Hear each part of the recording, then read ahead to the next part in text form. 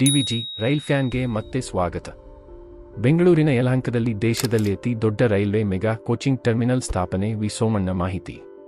ಬೆಂಗಳೂರು ಯಲಹಂಕದಲ್ಲಿ railway mega coaching terminal ನಿರ್ಮಾಣ ಮಾಡುತ್ತಿದ್ದು, ಇದು ದೇಶದ ಅತಿ ದೊಡ್ಡದಾದ ಕೋಚಿಂಗ್ ಸೆಂಟರ್ ಆಗಲಿದೆ ಎಂದು ಕೇಂದ್ರ ಸಚಿವ ವಿ ಸೋಮಣ್ಣ ತಿಳಿಸಿದ್ದಾರೆ. ಜತೆಗೆ ಬೆಂಗಳೂರು ತುಮಕೂರು ನಡುವೆ 4 ಪಥದ ರೈಲು ಮಾರ್ಗಕ್ಕೆ ಡಿಪಿಆರ್ ಆಗಲಿದೆ ಎಂದು ಸಚಿವರು ಮಾಹಿತಿ ನೀಡಿದ್ದಾರೆ.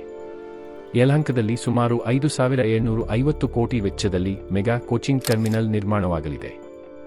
ಇದು ದೇಶದಲ್ಲಿ ಅತಿ ದೊಡ್ಡ ಕೋಚಿಂಗ್ ಸೆಂಟರ್ ಆಗಲಿದೆ ಎಂದು ಕೇಂದ್ರ ರೈಲ್ವೆ ಸಹಾಯಕ ಸಚಿವ ವಿ ಸೋಮಣ್ಣ ತಿಳಿಸಿದರು. ನಾಯಂಡಹಳ್ಳಿ ರೈಲು ನಿಲ್ದಾಣದಲ್ಲಿ ಮಂಗಳವಾರ 4 ಎಕ್ಸ್‌ಪ್ರೆಸ್ ರೈಲುಗಳ ನಿಲುಗಡೆಗೆ ಚಾಲನೆ ನೀಡಿದ ಬಳಿಕ ಅವರು ಮಾತನಾಡಿದರು. ಈ ಮೊದಲು ಯೋಜನೆಯನ್ನು ಬೆಂಗಳೂರು ಗ್ರಾಮಾಂತರ ಜಿಲ್ಲೆಯ ದೇವನಹಳ್ಳಿಯಲ್ಲಿ ಆರಂಭಿಸಲು ಉದ್ದೇಶಿಸಲಾಗಿತ್ತು. ದೂರ ಎಂಬ ಕಾರಣದಿಂದ ಯಲಹಂಕದಲ್ಲೇ ಪ್ರಾರಂಭಿಸಲು ಕೇಂದ್ರ ರೈಲ್ವೆ ಮಂಡಳಿಯು ತೀರ್ಮಾನಿಸಿದೆ. ಟೆಂಡರ್ ಪ್ರಕ್ರಿಯೆ ಕೂಡ ಆರಂಭವಾಗಿದೆ. ನಮ್ಮ ಅವಧಿಯಲ್ಲಿ ಶಂಕುಸ್ಥಾಪನೆ ಮಾಡಿ ನಾವೇ ಯೋಜನೆ ಪೂರ್ಣಗೊಳಿಸಿ ಉದ್ಘಾಟಿಸುತ್ತೇವೆ ಎಂದರು. ತುಮಕೂರು ಬೆಂಗಳೂರು 4 ಪಥದ ಯೋಜನೆಗೆ ಈಗಾಗಲೇ ಡಿಪಿಆರ್. ಸಾರ್ವಜನಿಕ ಮತ್ತು ಖಾಸಗಿ ಸಹಭಾಗಿತ್ವದಲ್ಲಿ 1,370 ಕೋಟಿ ರೂಪಾಯಿ ವೆಚ್ಚದಲ್ಲಿ ಕ್ರಾಂತಿವೀರ ಸಂಗೊಳ್ಳಿ ರಾಯಣ್ಣ ರೈಲ್ವೆ ನಿಲ್ದಾಣ ಅಭಿವೃದ್ಧಿ ಮಾಡಲಾಗುವುದು. ವೈಟ್ಫೀಲ್ಡ್ನಿಂದ ಕ್ರಾಂತಿವೀರ ಸಂಗೊಳ್ಳಿ ರಾಯಣ್ಣ ನಿಲ್ದಾಣದವರೆಗಿನ 4 ಪಥದ ರೈಲ್ವೆ ಮಾರ್ಗ ಕೆಲವೇ ದಿನಗಳಲ್ಲಿ ಪೂರ್ಣಗೊಳ್ಳಲಿದೆ. ತುಮಕೂರು ಬೆಂಗಳೂರು 4 ಪಥದ ಯೋಜನೆಗೆ ಈಗಾಗಲೇ ಡಿಪಿಆರ್ ಸಿದ್ಧಪಡಿಸಿ ಕ್ಯಾಬಿನೆಟ್ಗೆ ಸಲ್ಲಿಸಲಾಗಿದೆ. ವೈಟ್ಫೀಲ್ಡ್ನಿಂದ ಕೋಲಾರಕ್ಕೆ ನೇರ ರೈಲು ಸಂಪರ್ಕಕ್ಕಾಗಿ ಸಮೀಕ್ಷೆ ನಡೆಸಲು ಡಿಎನ್ಆರ್ಗೆ ಸೂಚನೆ ನೀಡಲಾಗಿದೆ ಎಂದು ಅವರು ತಿಳಿಸಿದರು. ವಸತಿ ಸಚಿವ ಜಮೀರ್ ಅಹ್ಮದ್ ಖಾನ್ ಮಾತನಾಡಿ, ಬಹಳ ವರ್ಷಗಳ ಕನಸನ್ನು ಸಚಿವ ಸೋಮಣ್ಣ ನನಸು ಮಾಡಿದ್ದಾರೆ. ಇನ್ನು ಸುತ್ತಲಿನ ರಸ್ತೆ ಕೂಡ ವಿಸ್ತರಣೆ ಆಗಬೇಕು ಎಂದು ಒತ್ತಾಯಿಸಿದರು. ಸಂಸದ ಪಿಸಿ ಮೋಹನ್, ರಾಜ್ಯಸಭಾ ಸದಸ್ಯ ಲೆಹರ್ ಸಿಂಗ್ ಸಿರೋಯಾ, ವಿಭಾಗೀಯ ರೈಲ್ವೆ ವ್ಯವಸ್ಥಾಪಕ ಆಶುತೋಷ್ ಕುಮಾರ್ ಸಿಂಗ್ ಉಪಸ್ಥಿತರಿದ್ದರು. ಯಾವ್ಯಾವ ರೈಲು ನಿಲುಗಡೆ?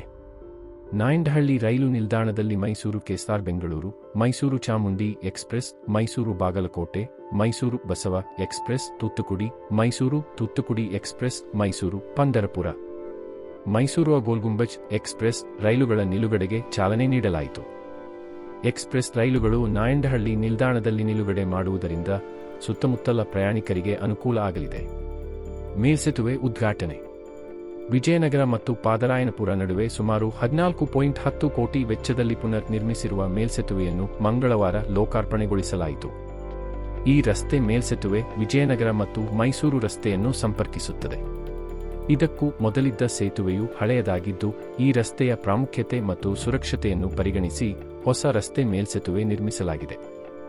ಈ ಮೇಲ್ಸೇತುವೆ ಮೈಸೂರು ರಸ್ತೆ ಕಡೆಗೆ 86 ಮೀಟರ್ ಮತ್ತು ವಿಜಯನಗರ ಕಡೆಗೆ 110 ಮೀಟರ್ ಉದ್ದದ ಅಪ್ರೋಚ್ ರಸ್ತೆಯನ್ನು ಹೊಂದಿದೆ. ಇದರ ನಿರ್ಮಾಣದಿಂದ ವಿಜಯನಗರ ಮೈಸೂರು ರಸ್ತೆ ಸೇರಿದಂತೆ ಸುತ್ತಲಿನ ಪ್ರದೇಶದ ಸಂಚಾರ ದಟ್ಟಣೆ ಕಡಿಮೆಯಾಗಿ ಸುಗಮ ಮತ್ತು ಸುರಕ್ಷಿತ ಸಂಚಾರ ಸಾಧ್ಯವಾಗಲಿದೆ. ಯಲಹಂಕ ರೈಲ್ವೆ ಕೋಚ್ ಫ್ಯಾಕ್ಟರಿ ಬಗ್ಗೆ ಸಚಿವ ವಿ ಸೋಮಣ್ಣ ಮಾಹಿತಿ. ಯಲಹಂಕದಲ್ಲಿ 5,750 ಕೋಟಿ ವೆಚ್ಚದಲ್ಲಿ ಮೆಗಾ ಕೋಚಿಂಗ್ ಟರ್ಮಿನಲ್ ನಿರ್ಮಾಣ. ಯಲಹಂಕದಲ್ಲಿ ಅತಿ ದೊಡ್ಡ ಕೋಚಿಂಗ್ ಸೆಂಟರ್ ಆಗಲಿದೆ ಎಂದ ಕೇಂದ್ರ ರೈಲ್ವೆ ಸಹಾಯಕ ಸಚಿವ ವಿ ಸೋಮಣ್ಣ. ನಾಯಂಡಹಳ್ಳಿಯಲ್ಲಿ 4 ಎಕ್ಸ್‌ಪ್ರೆಸ್ ರೈಲು ನಿಲುಗಡೆಗೆ ಚಾಲನೆ. ಇನ್ನಷ್ಟು ರೈಲ್ವೆ ಅಪ್ಡೇಟ್ಗಳಿಗಾಗಿ ಡಿವಿಜಿ ರೈಲ್ ಫ್ಯಾನ್ ಚಾನೆಲ್ ಅನ್ನು ಲೈಕ್ ಮಾಡಿ, ಶೇರ್ ಮಾಡಿ ಮತ್ತು ಸಬ್ಸ್ಕ್ರೈಬ್ ಮಾಡಿ.